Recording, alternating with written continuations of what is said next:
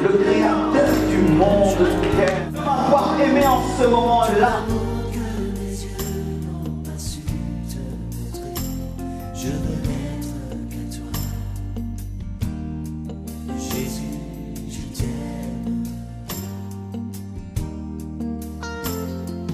Rien n'est plus beau que ton nom. Rien n'est Je vous salue au nom de Jésus. Je vous salue au nom de Jésus. Asseyez-vous s'il vous plaît. Et excusez notre retard. Amen. Nous allons nous préparer en vacances et de tomber dans un bouchon. Je remercie le Seigneur qui m'accorde d'être au milieu de vous. Et je remercie le pasteur Timothée qui m'a invité, un homme très gentil, très humble. Il a quitté Orléans pour venir nous écouter à Paris. Et plus je venais, je me suis dit, cet homme qui a pris tout ce temps, tout ce trajet pour arriver jusqu'ici, ça va vraiment être un homme humble. Et vous avez un bon pasteur. Amen. Parce que l'humilité, c'est une caractéristique de grandeur. Je remercie le frère Blaise Manzabi et son épouse Lise, des studios Casarima. Vous connaissez Casarima? Qui m'ont invité en France et qui m'ont connecté à l'homme de Dieu Timothée. Merci beaucoup, frère Blaise et maman Lisa. Je bénis Dieu parce que j'ai vu quelqu'un que j'ai vu à Kinshasa. Papa et maman, ils nous ont visité à Kinshasa. Nous allons nous tenir debout enfin de lire la parole de Dieu, s'il vous plaît. Nous sommes dans Romains 5, verset 6 jusqu'au verset 11. Et ensuite, nous allons lire Philippiens 2, verset 5 jusqu'au verset 11. J'aimerais qu'on m'accompagne avec le son El Shaddai, vous connaissez? El Shaddai, El Shaddai, El Shaddai. Lisons, vous avez trouvé? Romains 5, 6 à 11. Vous y êtes? Je lis. Car lorsque nous étions encore sans force, Christ autant marqué est mort pour des amis. À peine mourit-on pour un juste, quelqu'un peut-être mourir pour un homme de bien. Mais Dieu prouve son amour envers nous. On sait que lorsque nous étions encore des pécheurs, Christ est mort pour nous. À plus forte raison, donc maintenant que nous sommes justifiés par son sang, serons-nous sauvés par lui de la colère? Car si lorsque nous étions ennemis, nous avons été réconciliés avec Dieu par l'amour de son Fils, à plus forte raison, étant réconciliés, serons-nous sauvés par sa vie. Et non seulement cela, mais encore nous glorifions Dieu par notre Seigneur Jésus-Christ, par qui maintenant nous avons obtenu la réconciliation. Deuxième passage pour finir. Nous sommes dans Philippiens 2, versets 5 à 11. Ayant en vous les sentiments qui étaient en Jésus-Christ, existant en forme de Dieu, il n'a pas regardé son égalité avec Dieu comme une proie arrachée, mais il s'est déplié lui-même en prenant une forme de serviteur, en devenant semblable aux hommes. Et il a paru comme un vrai homme. Il s'est humilié lui-même, se rendant obéissant, jusqu'à la mort même, jusqu'à la mort de la croix. C'est pourquoi aussi Dieu l'a souverainement élevé et lui a donné le nom qui est au-dessus de tout nom, afin qu'au nom de Jésus, tous genoux fléchissent dans les cieux, sur la terre et sous la terre, et que toute langue confesse que Jésus-Christ est Seigneur à la gloire de Dieu le Père. Merci à vous. Alléluia, Jésus.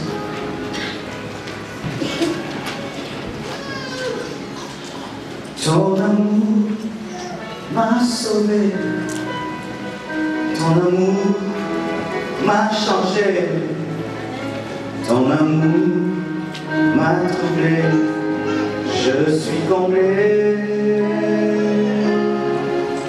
Ton amour m'a touché, ton amour m'a troublé, ton amour m'a changé, je suis comblé. Comblé, comblé.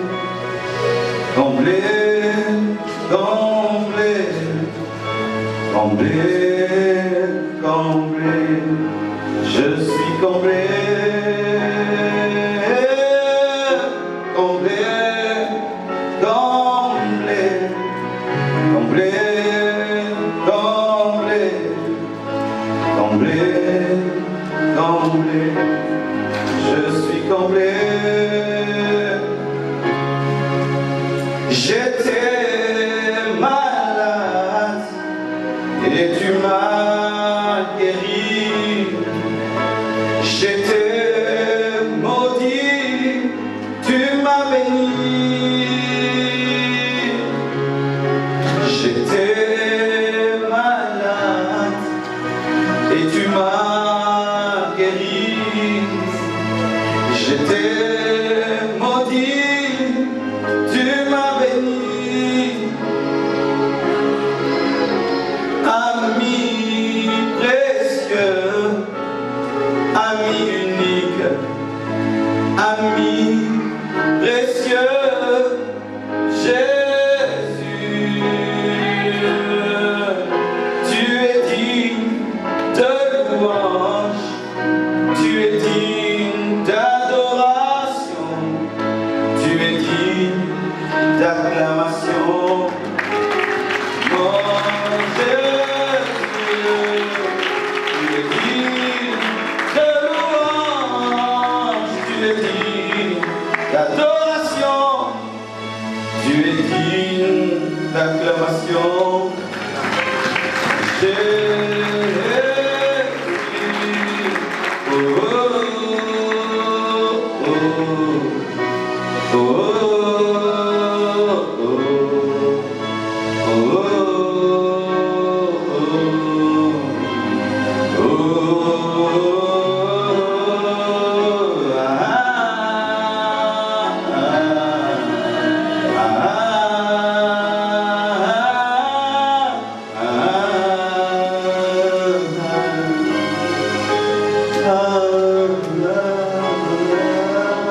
Peux-tu lui dire que tu l'aimes? Dis-lui que tu l'aimes. Ne sois pas un spectateur. Il n'y a pas une star ici. C'est Jésus la star. Il n'y a pas une vedette ici. C'est Jésus. Tu n'es pas venu voir Marcelo. Tu es venu pour Jésus.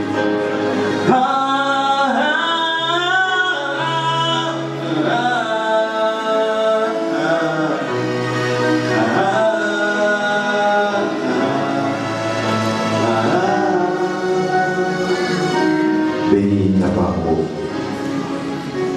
bénis ta parole,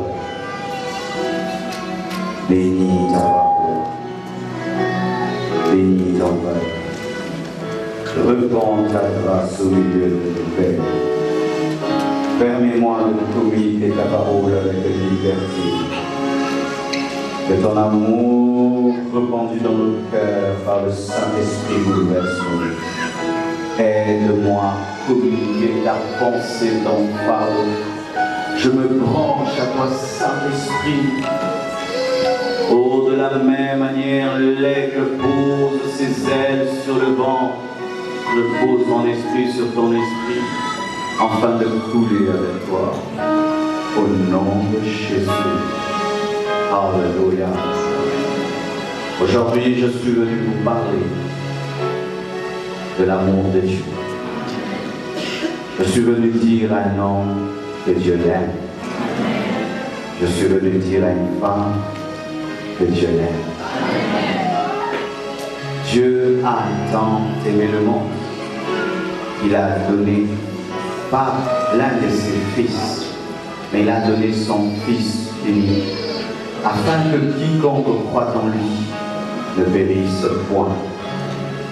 C'est un passage que nous connaissons, que nous lisons, que nous partageons. Mais un problème se pose. Nous sommes tellement habitués à ce verset que nous ne comprenons plus le sens de ce verset. Pourquoi je dis ça? C'est qu'il y a des enfants de Dieu qui des fois disent que Dieu ne les aime pas. Ils pensent que Dieu ne les aime pas. Alors que clairement il est écrit dans la parole que Dieu nous a aimés et il a donné son Fils unique.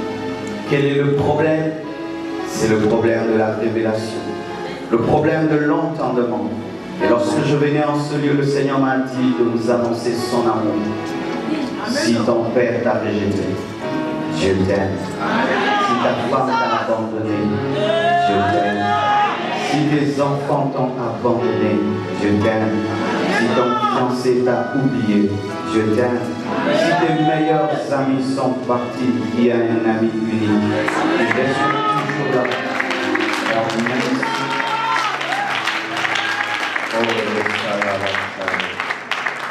même si tu vas dans la tombe, il est celui qui va te suivre. Il ne restera pas au dehors et t'accompagner et puis repartir. Il ira avec toi dans la tombe. Jésus t'aime. Un roi t'aime. Un Seigneur t'aime. Le créateur de l'univers qui est plus qu'un château t'aime. Le créateur du soleil t'aime. Le créateur de la lune t'aime. Le créateur du monde t'aime. Lorsque un homme est aimé par un président, il dit que c'est formidable. Mais je suis venu te dire qu'il y a plus qu'un président qui est tombé amoureux de toi. C'est le roi des rois, le Seigneur des seigneurs, le prince de paix. Je suis venu dire à quelqu'un que je l'aime. Les hommes nous aiment parce que nous sommes intelligents. Ils nous aiment parce que nous sommes beaux. Ils nous aiment toujours à cause de quelque chose. Mais lui t'a aimé alors que tu étais un païen. Il t'a aimé avant même que tu ne naisses. Il est mort avant que tu te convertisses. Avant même que tu ne pries, il est mort pour toi. Dieu t'a donné ce qu'il a de plus précieux avant même que tu puisses fléchir tes genoux et lui demander. C'est pourquoi la Bible dit, s'il nous a donné Jésus alors que nous étions des païens, qu'est-ce qu'il peut nous refuser avec lui? S'il m'a donné son fils, qu'est-ce qu'une voiture? Qu'est-ce qu'une maison? C'est pourquoi je ne m'inquiète pas pour les choses matérielles. Je ne m'inquiète pas pour les choses matérielles parce qu'il m'a déjà donné ce qui est plus important. La Bible dit, à peine mourrait-on pour un homme juste. À peine. Mais lui, il est mort pour des impies. Les gens ont du mal à mourir même pour des bonnes personnes. Mais Christ est mort pour des brigands. Il est mort pour des impudiques. Il est mort pour des sorciers. Il est mort pour des vauriens. Oh, merci Seigneur de m'avoir aimé alors que j'étais dans le monde, dans l'impudicité, dans la musique mondaine, lorsque je combattais l'église, de m'avoir aimé en ce moment-là. Bien-aimés frères et sœurs, l'amour de Dieu est tellement grand et vaste que nous pouvons passer toute une journée en train de parler de l'amour de Dieu, mais cela ne sera jamais suffisant pour que tu le comprennes. Et si tu ne comprends pas avec ta tête, laisse ton cœur ressentir l'amour qui est répandu dans ce lieu par le Saint-Esprit.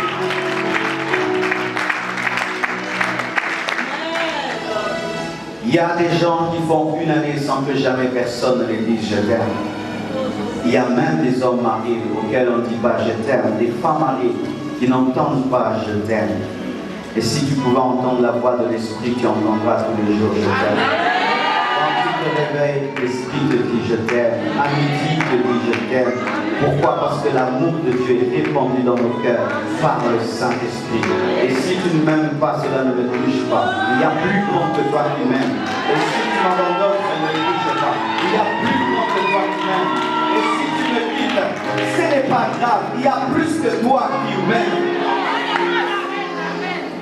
Ainsi, si il nous aime, nous devons l'aimer.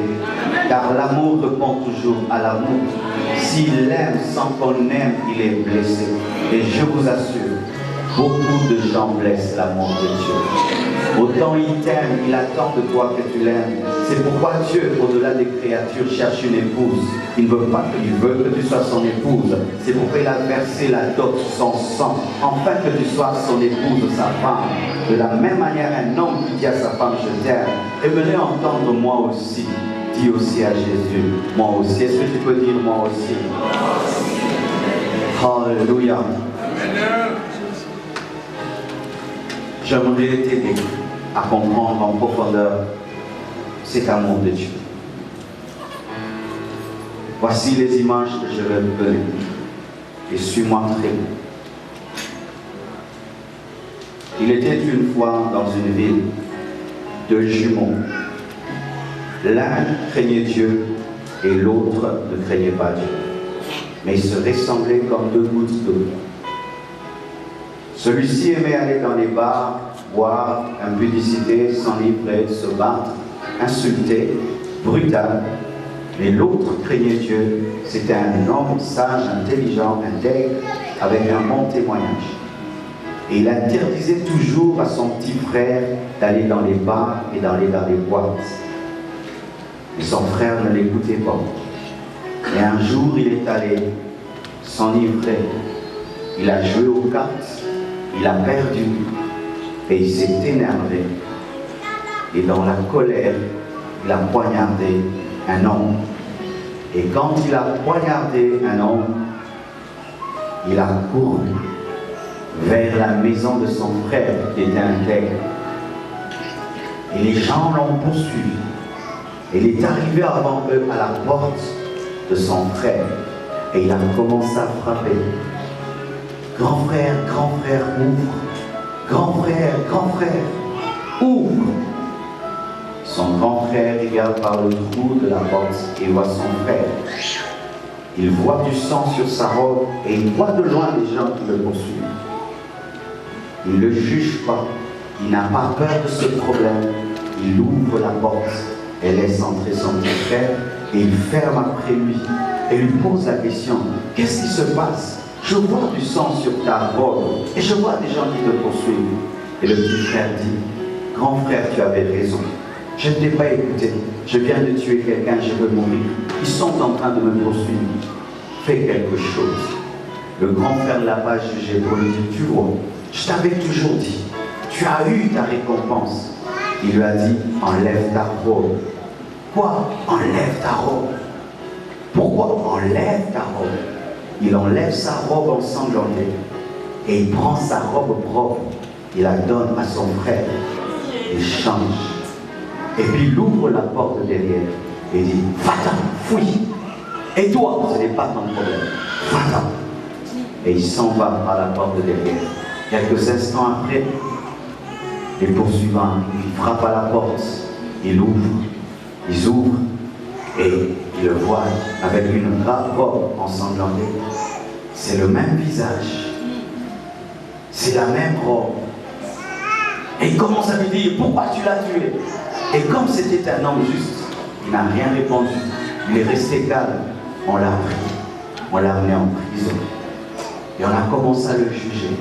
Pourquoi tu l'as tué? Pourquoi tu as fait ça? Et comme il ne pouvait pas mentir, il est resté tout calme. Et puis le juge a dit: il ne dit rien. Voici le couteau, voici la robe, n'est-ce pas le visage? Tu as tué, tu dois mourir. Et il dit ceci: je ne refuse pas de mourir. Est-ce que vous pouvez me permettre de faire une chose avant de partir? On lui dit: c'est bon, on te permet, c'est son dernière volonté. Il dit: j'aimerais écrire à quelqu'un. On lui donne un papier. Il écrit: petit frère, je meurs à ta place aujourd'hui.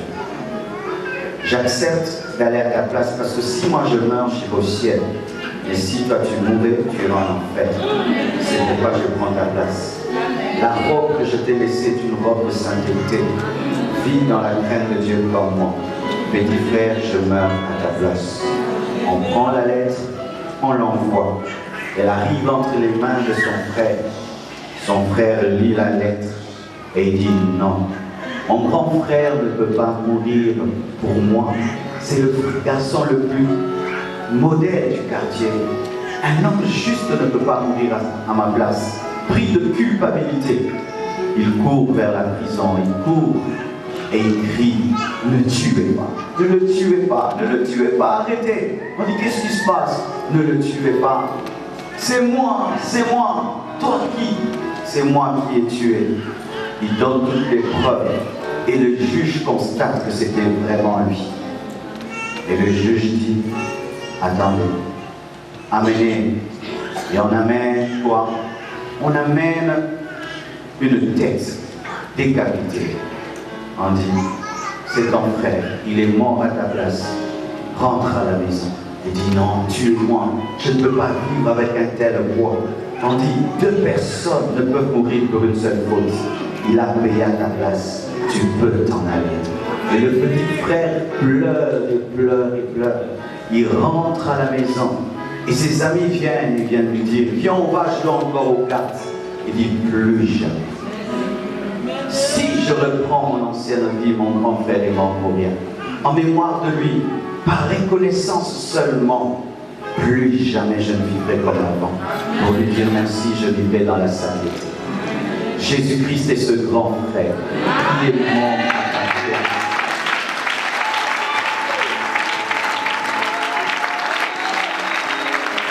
Il est ce grand frère